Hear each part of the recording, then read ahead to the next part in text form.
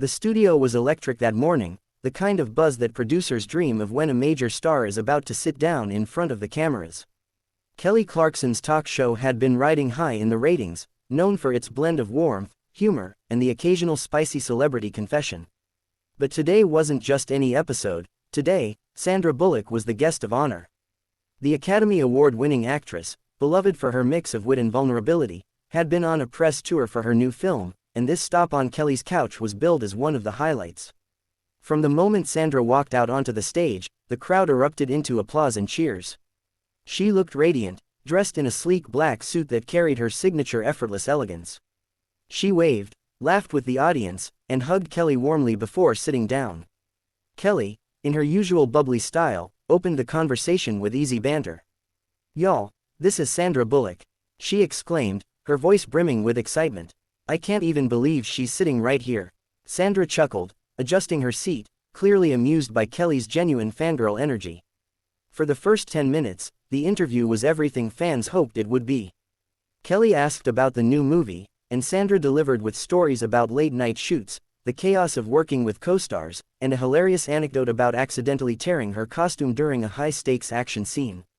The audience was in stitches, Kelly was glowing, and Sandra seemed at ease. It felt like two friends swapping stories over coffee, broadcast to millions. But then, as often happens in live television, the tone shifted. Kelly leaned in with that sparkle in her eyes, the one her producers loved because it meant she was about to ask something unexpected. "Sandra," she began, "you know I gotta ask, because it's everywhere right now. There are these rumors going around about you walking off set during the filming of this new project. Was it true? Did you and the director clash a little?" The crowd murmured with interest, leaning forward in their seats. Sandra's smile didn't falter, but her eyes flickered, just briefly, with discomfort. She tilted her head slightly, buying herself a second before answering. "You know, Kelly, people love to make up stories. I think the world would be a much quieter place if we didn't feed into every headline out there." She said it lightly, with a laugh, but there was steel beneath her tone. Kelly, perhaps misreading the moment, pressed on. "But come on, Sandra, you've been in this business forever. People talk, and your fans, they just want to know the truth. I mean, if you did walk off, I kinda feel like that's powerful, you know. Standing up for yourself." She smiled, trying to frame the question as supportive, but Sandra's expression hardened ever so slightly. The audience felt the tension, though many clapped in encouragement, egging Sandra on to spill. Sandra crossed one leg over the other, folded her hands neatly, and replied with a calm but pointed tone. "Kelly, I came here to celebrate the film. To talk about the work my cast and crew put into it. That's what matters to me. Not gossip, not rumors." Kelly, caught in the momentum of live TV, hesitated. She could have moved on, laughed it off, but instead, she leaned into the moment. "I totally get that, I do," she said, "but I also think people respect honesty. If nothing happened, just say it. If something did, why not share? That's real life, and that's what makes you relatable." The words hung in the air like a challenge. Sandra's eyes narrowed. For a split second, she looked out at the audience, then back at Kelly, and the easy warmth she had carried onto the stage was gone. "Relatable doesn't mean I owe the world every detail of my private or professional struggles," she said flatly. "I've spent 30 years giving people my work. That's enough." The audience, usually quick to laugh or clap, was silent now. The air felt heavy, charged with an energy that no one had expected when they walked into the studio that morning. Kelly shifted uncomfortably in her chair, but still tried to soften the moment with a grin. "I hear you, but," she began, only to be cut off. Sandra leaned forward, her voice low but cutting, the kind of tone that silences a room.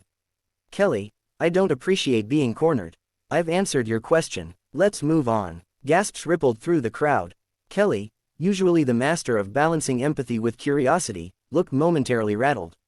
Her producers in the control booth gestured frantically, whispering into headsets, trying to signal her to change the subject. But perhaps driven by nerves, or the pressure to make good TV, Kelly asked one more time. "But doesn't avoiding the question kind of make it look like there's something to hide?" That was the final straw. Sandra's lips parted slightly in disbelief, as though she couldn't fathom what she had just heard. She blinked, then let out a sharp, humorless laugh. Slowly, She placed her microphone on the side table, stood up, and smoothed the front of her blazer. "You know what," she said, her voice carrying a mix of calm resolve and frustration. "I don't have to do this." The crowd gasped again, louder this time.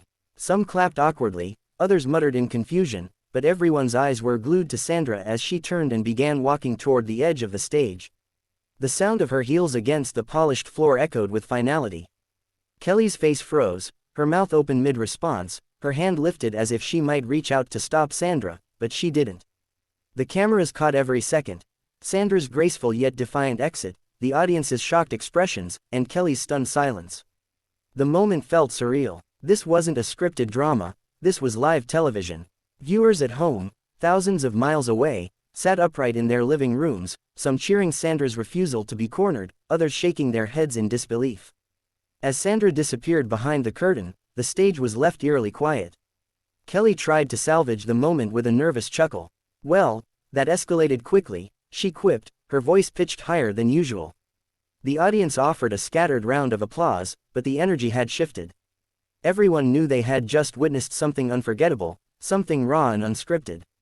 Backstage, producers scrambled, unsure whether Sandra might cool off and return, or whether the show would have to fill the rest of the segment without her.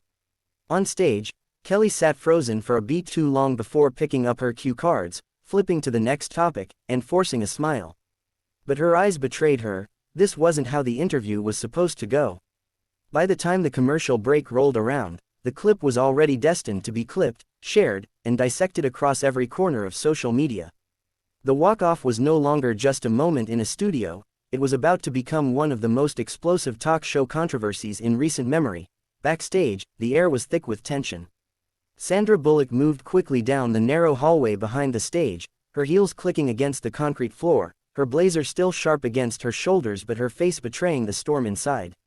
Members of her team scrambled to keep up, her publicist whispering urgently, her assistant fumbling with a water bottle, a studio handler pleading softly, "Sandra, maybe we can talk this out." But Sandra didn't stop. She paced in a small green room, tugging the mic wire from her collar with a snap and tossing it onto a couch. "I've dealt with tough interviews," she said sharply, her voice low but burning with restrained fury, "but that," she gestured angrily toward the stage, "was crossing a line." She ran a hand through her hair, exhaling in short, uneven bursts.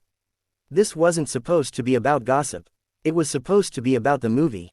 The work. That's all I ever ask for." Her team exchanged nervous glances. They had seen Sandra irritated before, but rarely like this. Usually, she deflected with humor, redirected questions with grace. Today, though, something had been different. The persistence, the insinuation that she was hiding something, it had struck a nerve. Sandra's entire career had been built not only on talent but on her ability to fiercely protect her private world. The more Kelly had pressed, the more it had felt like an ambush. Meanwhile, on stage, Kelly Clarkson was sitting stiffly in her chair, forcing a smile for the cameras as the show rolled into a commercial break.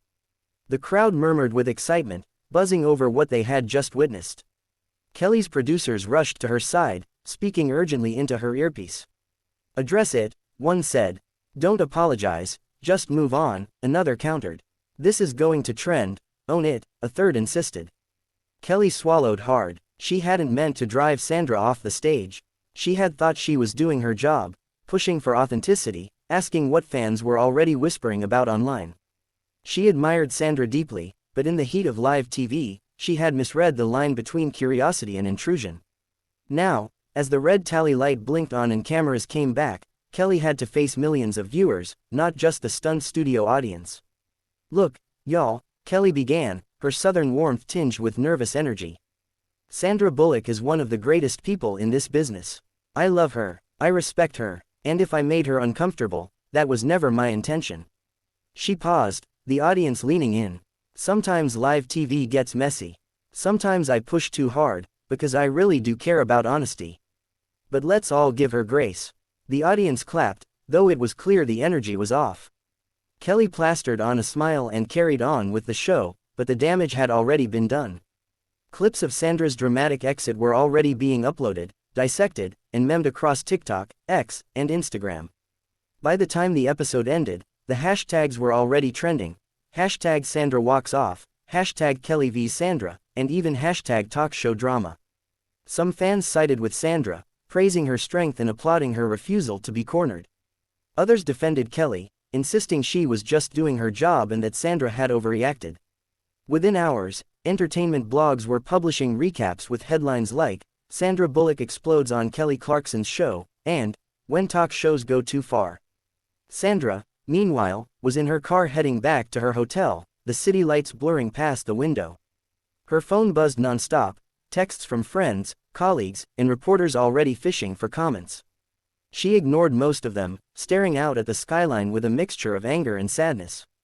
She had always prided herself on being unflappable in public, on handling interviews with charm and wit. Walking off had not been in her playbook. And yet, as the adrenaline cooled, a small part of her felt something else: relief. Relief that she hadn't smiled her way through discomfort. Relief that she had finally, after years of giving everything to her craft, drawn a bold line in front of the world. Still, her publicist wasn't convinced.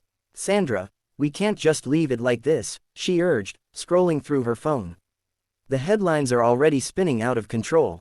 If we don't say something, people will write the story for us." Sandra sighed, leaning her head back against the seat. "Then let them. I'm not going to explain myself to the tabloids. Not this time." The next morning, however, the media storm was in full swing. Every morning show replayed the clip of her exit. Radio hosts debated who was right. Talk shows featured entire segments about celebrity privacy and the role of interviewers. Even fellow actors weighed in.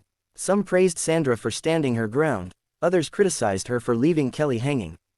Kelly, realizing the storm wasn't dying down, took to Instagram with a heartfelt post.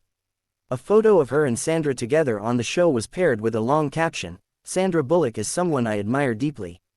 Yesterday's moment on my show was never meant to hurt or corner her. I love real conversations, but sometimes live TV goes sideways. Sandra is a legend, and I hope she knows how much I respect her." The post earned millions of likes, but the comments were divided. Some applauded Kelly's humility, while others demanded she take full accountability.